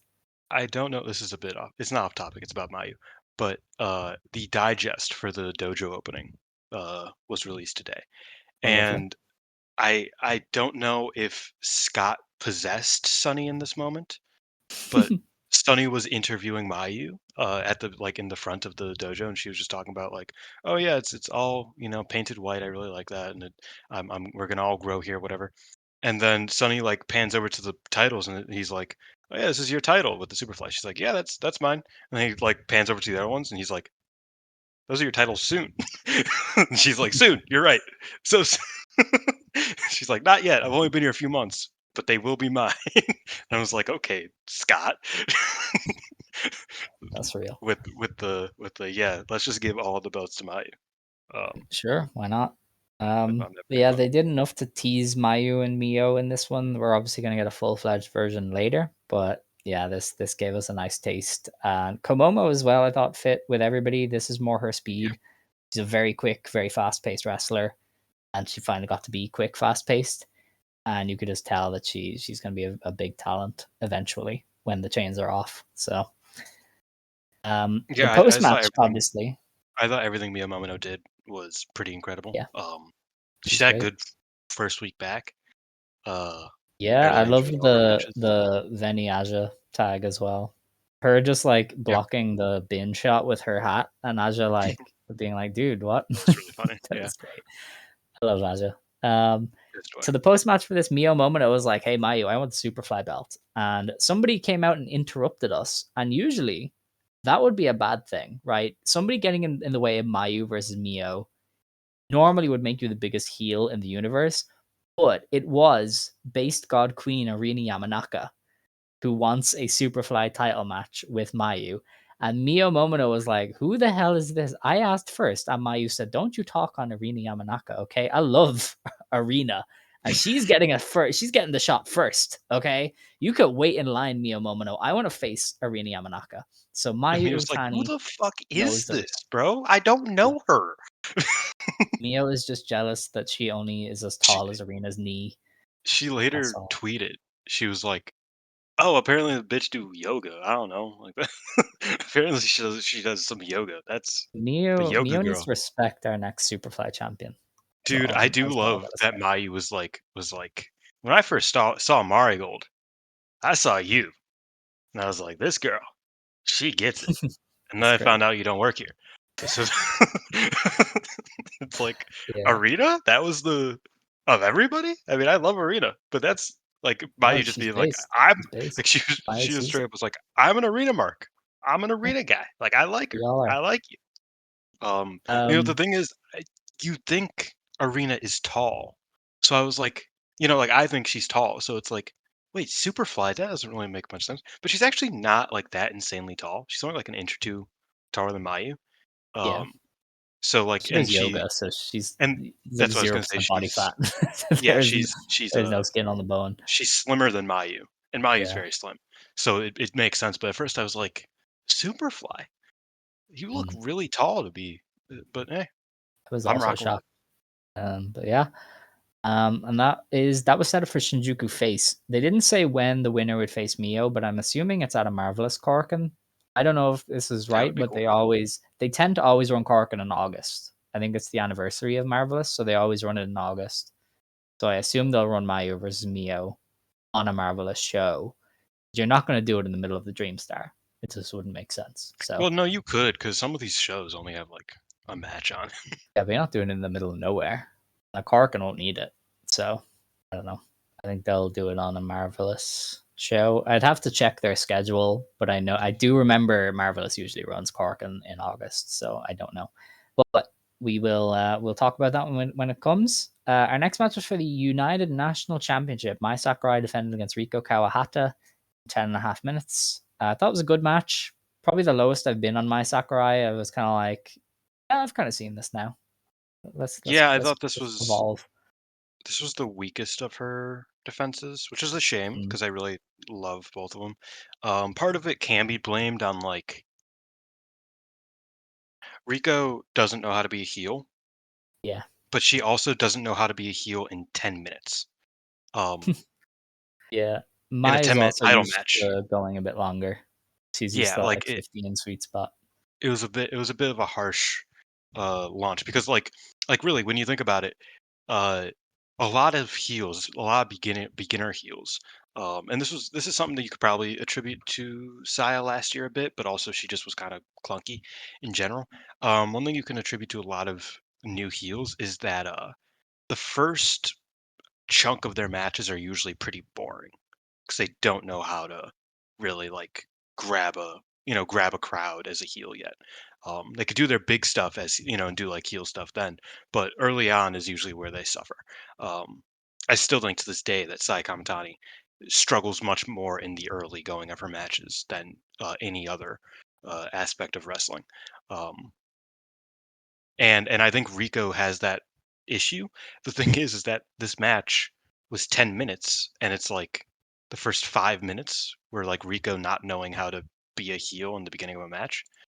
So you didn't get much real substance to it, like a lot of like good Rico shit, so to speak, um, which is a bit of a shame.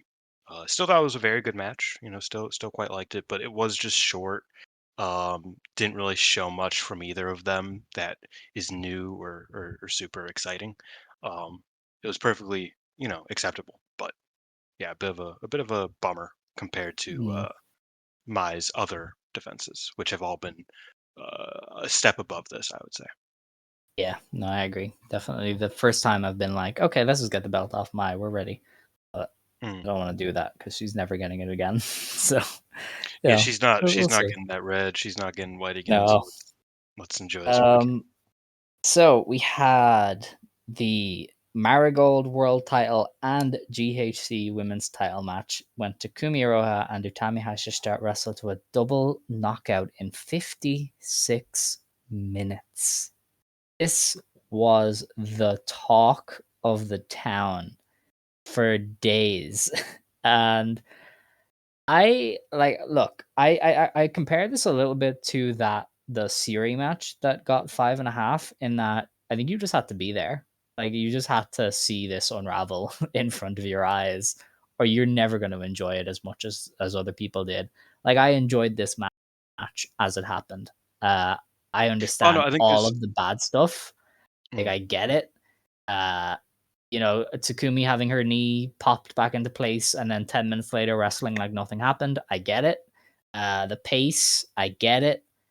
I do think though it was just interesting, fascinating to watch unfold live, unspoiled, watching with everybody else. And they sold the struggle fairly well at points. Like after the 50th minute, there it wasn't just like two people who are suddenly able to wrestle again. It was like they were kind of like boxing at one point, just trying to like throw whatever Yeah, they could at the other they were one. flailing a bit, and that's They were cool, and flailing, also yeah. also not cool. Like I don't know. Sometimes I love it, sometimes I hate it. For me, it did kind of like annoy me a bit because I was like, oh, so we're just not doing a finish. We're just gonna flail for a while, and then Yeah. you know, I don't know. I kind of liked it. They were selling the fatigue of it the all. I dire. Yeah, thought that no, was yeah, interesting. So that's like it. what really made me enjoy the match. I thought they did some of that smart stuff, and I actually really loved the first 5 minutes. It was just aura farming completely, but it worked for me. Takumi, I think, had some forgotten heel work very early on where she was like just Oh beating yeah, on Utami and was like staring down at the seconds, like I'm taking your belt, fuck all you. Like there was a lot of good stuff in the match that got forgotten, and that's gonna happen in the 56-minute match. I think. Um, Go ahead. Go ahead. I don't know. I enjoyed it. I'm not going to say it was a great match. I'm not going to say you're wrong if you don't like it. I totally understand. But just watching it live, unspoiled as it happened, I enjoyed myself. And I thought they did a lot of good stuff within the 56 minutes that shouldn't be ignored. I will gladly say it was a great match. I fucking loved this match. I think it was a top 3 match of the year. Yeah, you call it Um, match of the year. I was like, holy fuck. yeah, That's I don't know. I'm kind of like getting like I'm coming down on it a little bit. Not much. It's still like I said, top 3 of the year. But the more I think of it, I might like the Gauntlet from earlier this year a bit more, or Goto, Zach, or Despy Kasai. Those are kind of the ones in the competition. But nevertheless, I love this match. I think I watched it perfectly, Mm, truthfully, because I watched it unspoiled, but I watched it after it happened. okay. I stayed off Twitter all day, and I watched it after I got off work. Um, I watched it again, completely unspoiled, but I saw the timestamps. Um, I saw that I was starting the match, and there was still an hour and 10 minutes left on the Wrestle Universe upload. So I was like, okay, I gotta prepare for a long one. Like I gotta like kind of accept that this is gonna go 30 plus. And so I watched it purely with that in mind, not knowing the finish, not knowing who won, who lost, what happened, not knowing anything, just that it was a long match. And with that in mind, I thought that I had a pretty perfect experience because it's like, and I talked to Sandre about this. I told him I was like, watch it understanding that it's gonna be a chess match of a match. It's gonna be a bit long and a bit drawn out, but it hits its marks where it needs to, and like just watch it like that. And and he was like, okay, and then he watched it and he really liked it because you kind of have that recognition of like, okay, I'm in for a long one. Kind of gotta, forgive certain things here and there, such as Takumi doing a 10-minute headlock, which with the recognition that it was a long match, I loved. It wasn't literally 10 minutes, but it was like a I will long say, headlock. anybody who's watched enough wrestling knew this was going to happen when they didn't touch for a minute. They didn't Yeah. do a wrestling move until the 5th minute, and I went, "This is going long." Like, if you're a fan with any sort of knowledge, you could kind of tell this was going for the distance. Not to shit on these key people, but I think wrestlers like Julia and Jay White kind of made me think that long matches like this are inherently bad, um Mm. because of all of the stalling, because you know how much Julia loved to stall and Yeah. how blatantly obvious and annoying it was. um I felt like the stalling here, which was mainly done early on, and later into the match, where they were selling exhaustion, so that's why they were stalling so much. Like that's why there was so much non-action near the end. Um, I kind of appreciated it a lot because it all worked for the characters very well. Because yeah, of course Takumi is aura farming. Do you know who Takumi is? Like, do you know, like, she's fucking slaughtered everybody else in this company basically. Of course she's gonna just like soak in the, oh, I'm about to fucking whoop your ass.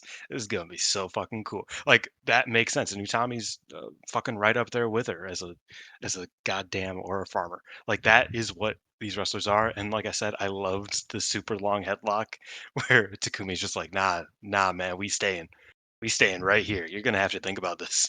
You're gonna have to think about what you're gonna do to deal with me here. And then from there, I thought the limb work was what this is something that's kind of funny. You know what actually really made me appreciate this match more? What? Having watched Toyota versus Kyoko Inoue earlier this year, Yeah. because I watched this and I was like, no, it flows like a match is supposed to. Like even though there Yeah. are things that get lost, from time, it all made sense. What I mean? Like there was nothing, they didn't just do a 20-minute Well, match and then we're okay. like, okay, The let's just get back up. Iroha Takumi dropping the magic limb work, knee. Yeah, that the knee, that didn't make I think sense. I think she oversold that a bit. I think they probably shouldn't have probably shouldn't have sold it like that, because yeah, Hmm. with that sell, what you indicate is that you will not be able to uh basically do anything from there. But this is where another part of this match comes in. I think this was a specifically incredible all-timer Utami performance. Um, I think Utami, I think all of the flaws you can see with this match came from Takumi. And I liked Takumi in this match. I really liked her in this match. But the flaws that I could point out were all Takumi. Yeah. Because Utami was selling her back incredibly well the entire time. Utami was kind of, I feel like just psychologically, when she realized that like she was so behind, her just being like, wait, she has a fucked up knee, and then just like being like trying to figure out all of the leg based moves that she can do, which she doesn't usually do, but pulling it out of her back pocket and going for the limb work at that point was a very smart move. I thought it was a really cool and innovative move where it's like, I don't really know how to do this, but I know your leg hurts. So like I'm just gonna I'm gonna fucking take it. I'm taking you out.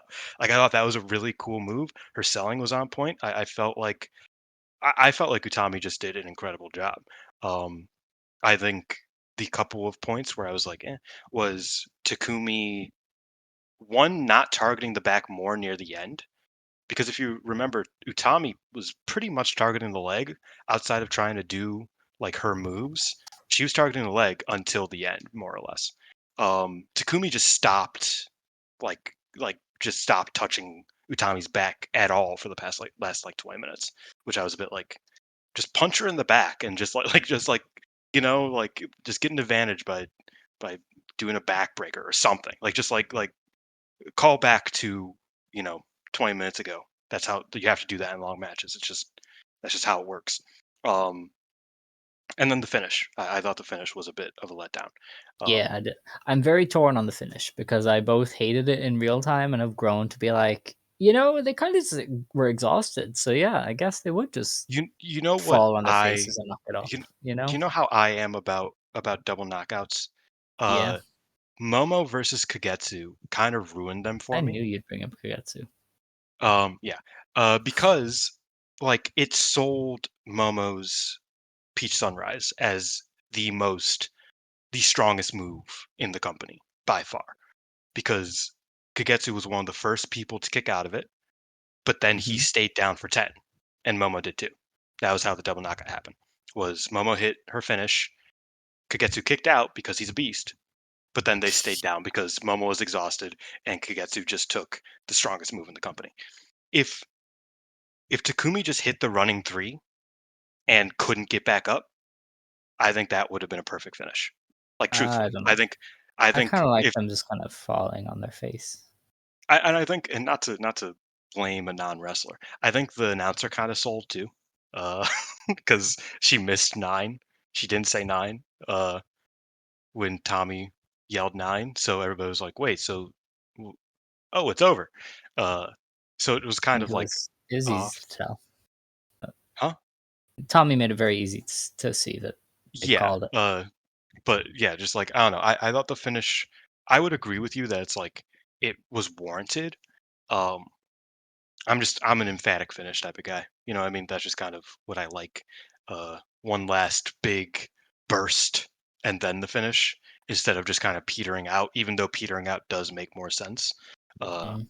I'm still, I'm still a junk food guy when it comes to wrestling in small ways. Even, you know, you get what I mean. Yeah. Um, I think we have to dive into why they did this. This Mm, match was Shupro bait.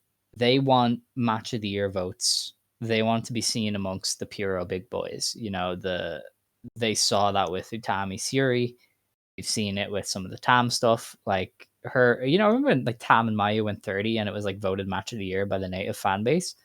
Like the native fan base really loves this sort of stuff, and I think people were talking about it, but like that day this happened, the Japanese Twitter fans were very into it. yeah. So the reason you do this match is to drive business and interest locally, and so Mhm. it's gonna be very interesting to see how this goes, because obviously us fans in the Western world are not really used to 56-minute matches at all. It's not the psychology we're used to. It's not how matches are laid out in what we all grew up on. So we're like, what we think of it is really going to pale in comparison to how it gets votes in that sort of stuff. Like, if does it work for the native fan base, and if it does, it was worth it. Um, that's why they did it. I think you can talk about the booking if you want. I don't really think there's a point, but the reason you do this is to get match of the year votes in end of year awards and stuff like that, and to get fans interested in your products. Um, so we'll have to see if it worked or not for the And next couple of months. I don't mind having a few longer matches every once in a while. Like I don't think it's that big of a deal. It's not the Now worst thing ever. do I want a Yeah. yearly 56-minute match? Not necessarily, but like yeah, I mean if you want to go fucking 35, like if Mayu versus no, she's not facing anybody. But like if Sareee and Shuri, they only went 31, I think, or whatever like that. Hmm. Or 29, I don't remember, 34. If they wanted to like push a couple more minutes, fine. I didn't think that match was laid out super well, but it doesn't like going over 30 is not like a cardinal sin unless you're bad at it. And I don't think Utami's bad at it. I think Utami has proven to be pretty good at it, shockingly. Um, Takumi is a bit more hit or miss, but I digress. So like I don't know, I don't mind it. I think people kind of overreacted over it when they were like, "Oh my god, how dare they go 50s?" I was like, "Who cares? Why do you care so much? Just don't watch Mhm. it, or watch it and be like, oh, these are the flaws of the match." Like they're like, I'm not saying there weren't flaws, and I'm not saying that you couldn't find a lot of flaws in the match. I loved it, but I get it. But just like, who cares? Like, really, this is one of those instances where I'm just like, who the fuck cares? Let them go Mhm. 50. They're nerds. Have you ever seen Utami like talk about wrestling? She's a fucking nerd. She wants to do the crazy shit whenever she can. That kind of sets it apart. So I respect it. That's a big thing. I respect the fuck out of them for being able to deliver a coherent match that's 56 minutes. Like that's pretty cool. Even if, you know, some people don't like it. I still think it's pretty impressive that they did a coherent 56-minute match. Uh, Yeah. just on the fly, like just like yeah, let's like not I'm sure they prepared for it, but like just what's the last longest Takumi match? It was probably like 30 I have no idea. Probably exactly. 30, Yeah, maybe. but like what I mean, like this isn't something that they do regularly. No, That's no, two whole matches. I think it's impressive. for good reason. But Yes, but it is what you it get my is. point. Yeah. But that was the match. I think people probably expected us to shit on it a lot more, but I don't know. I mean, I enjoyed it in the moment, so I can't pretend. Don't worry, I'm sure Um, Xavier will bring it up on the on the Dream Star Probably preview. I was watching him tweet through it, and it was one of the most incredible experiences No, of you my know what was life. really funny? Scott and Xavier watched it together. I was supposed to watch it with them. And Yeah. Scott was like, Xavier hated it so bad, I had to rewatch it uh, It's funny. because Xavier was crashing the fuck out. Like, Fair. like he was like, I had to rewatch it without him being incredibly upset that it was happening. I will say I did find it kind of funny. By minute 50, I was kind of chuckling a lot, being like, they're really doing this. They're really going this Yeah, long. Yeah, it was kind of I think they could have hot take could have cut it down by like 6 minutes. I think I think near the end they probably could have consolidated it a little bit more. Um, but yeah, really liked it. That was great. Cry to your mother. fun. All right. Dylan, you are great, but we got to take this one home before recording number 3 later this week. So, Yeah, it's fine. you have one show to preview. Marigold is running Shinjuku FACE on the 29th. They open with Hummingbird versus Komomo Manami versus Nagisa Tachibana. I don't know. That'd be a Oh win yeah, for real one of the quick, how first do you two. feel about Naoshikawa falling to Kamon Minami? I almost quit the show. Yep, grow up. Um, Um, yeah, no, it's annoying. I don't really remember what match you just said, but I'm sure it's fine. Hummingbird, Tachibana, and Komomo. Oh, Tachibana's back. Yes. Dope. That'll be decent. I'm sure. Yeah. Now Ishikawa teams with Megaton to take on Misumatsui and Chiaki. Is this a win for Darkness Rev? Do you think Naoshikawa will ever wrestle in the second half of a Marigold match or show? No. It's over. Like I think you could probably count on one hand the amount of times that she's wrestled past match 3. Yeah. Ain't that something? Well, outside of like the big shows, because she's in the middle of them, and there's a couple more before. But you know what I mean. Wild Uh, shit. Wild Ji- shit. Chikugoto takes on Yuki Minami in a fairly interesting match. Okay, I fuck with that. I mean that'll be Yeah, fun. I That'll guess be a it's a good win for Chika. tune up for Chica, and Yeah. it's a tag match. A tag team wrestling each other. I think Yeah. that's cool. Yuki Yamazaki and Mirai take on Rei Seto and Nagisa Nozaki. Mm. That'd be a win for Darkness Revolution. They're really teasing Mirai Nozaki. It's kind of Yeah, interesting. Mirai. Yeah, Nozaki loves wrestling Mirai. Yeah, When the schedule came out, to, uh, Nozaki posted the schedule with hearts on the day that she's wrestling Mirai. incredible. Yeah, because she loves bullying the fuck out of her. We have a Dreamstar preliminary match. Utami Hayashishita, Koki, Victoria Yuzuki, and Sareee Yamaoka take on Chanyota, Miko Aono, Mai Sakurai, and Kazuna Tanaka. If Cool. that isn't a TLD, then Kazuna is staring at the lights. Yeah, I mean, like I think Utami could just like beat Kazuna. Yeah. And then we have the Superfly Championship. Mayu Iwatani takes on Erina Yamanaka in our main event. That is a defense from Mayu in an instant classic, I'm sure. Yeah, I think it'll be fun, and I hope that we get an official date for the Momino match after that. Yes. Surprised at the lack of marvelous wrestlers on that one, actually. Considering Senka's in the tournament, but maybe they're busy. Oh, it would have been so cool if Senko had to team with Sareee in that Dreamstar preview. Yeah, that would have been fun. But that is it for us. We will be back next week when Hell begins, because we have 2 tournaments spinning at the same time starting next week. Hell month, baby. Please stick with us through that and through any mental distress we may suffer. I just checked. Marvelous is running Korakuen on the 8th of August, so that is likely the Mio versus Mayu date, if I had to guess. But yeah. The 8th of August? Yeah. I told you, they always run that. It's their anniversary. Yeah, they can do that. Yeah. Marigold is in Iwate on the 9th, but which is up, up north. But Mayu doesn't have a league match on that day, so she might be able to skip Yeah, it. that's it. So That's it for sure. we'll see. Okay. Well, we'll be back next week to review all of the stuff that's happened and preview the tournaments for both companies. We will also have a show out later this week previewing the Dreamstar Grand Prix, just in case you're not sick of us already. So, yeah. Dylan, are you ready for Hell? I've always been ready for Hell, man. Damn right. Well, it is time to close the show. If you want to stand, you may stand. If you want to sit, you may sit. Believe today, shine tomorrow. You decide what you believe in. Shine forever, Stardom Quest Gold. Passion! Passion, Ijo. Ijo.